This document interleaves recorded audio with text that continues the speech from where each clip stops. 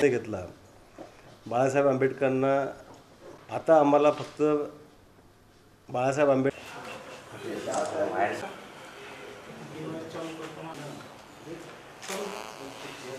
जे मला उत्तर द्यायचं आहे, माझं असं मत आहे एमआयएम काही सगळ्या हिंदूंच्या विरोधात नाही. एमआयएम असा काही वंचित समाजाच्या विरोधात आहे असं मला काही वाटत नाही.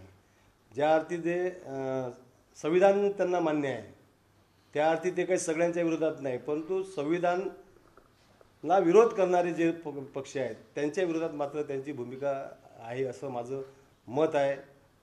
जे आपण म्हणतो की मनुवाद, RSS, भाजप हे जे संविधानाच्या विरोधात आहेत आणि ज्या या तिन्ही लोकांनी या देशातल्या या वंचित समाजाला हजारो वर्षापासून न्याय दिला नाही.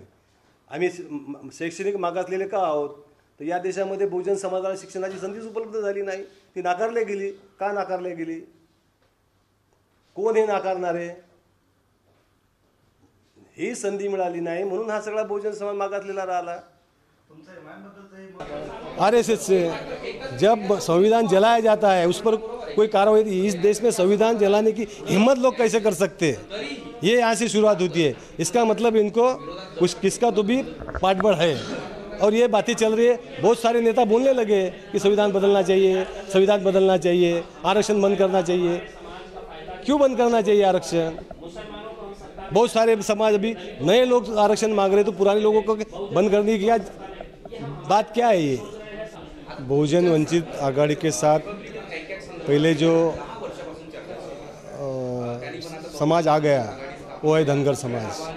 ये शुरुआत धनगर समाज ने की है क्योंकि गए 70 साल में धनगर समाज का एक भी खासदार लोकसभा में चुन के गया नहीं और विधानसभा में भी हर विधानसभा जब गठित होती है उसमें 3, 4 और 5 के ऊपर कोई आमदार जाता नहीं.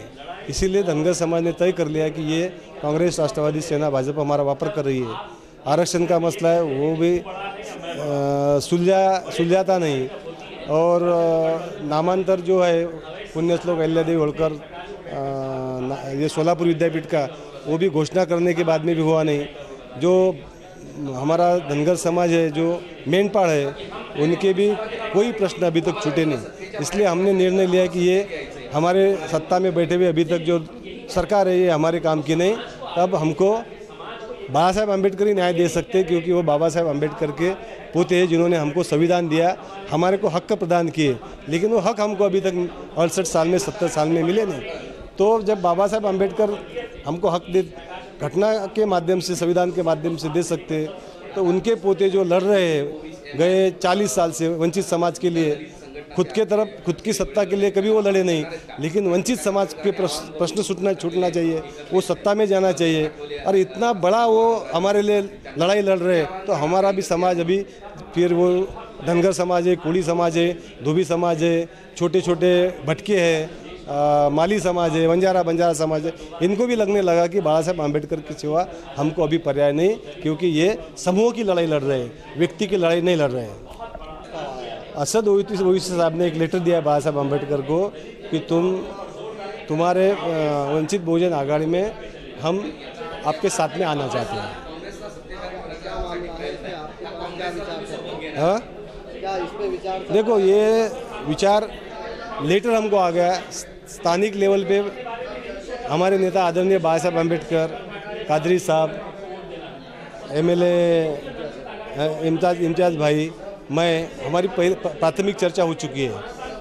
उसके बाद में अब फाइनल जो चर्चा है वो नेता लोगों में होगी क्योंकि ओवैसी साहब, बाबा साहेब आम्बेडकर बैठेंगे, उसके बाद में निर्णय होगा. ये छोटे स्तर पर नहीं होगा, दोनों बड़े नेता बोलेंगे तब वो सब फाइनल हो जाएगा. हरिदास बदे.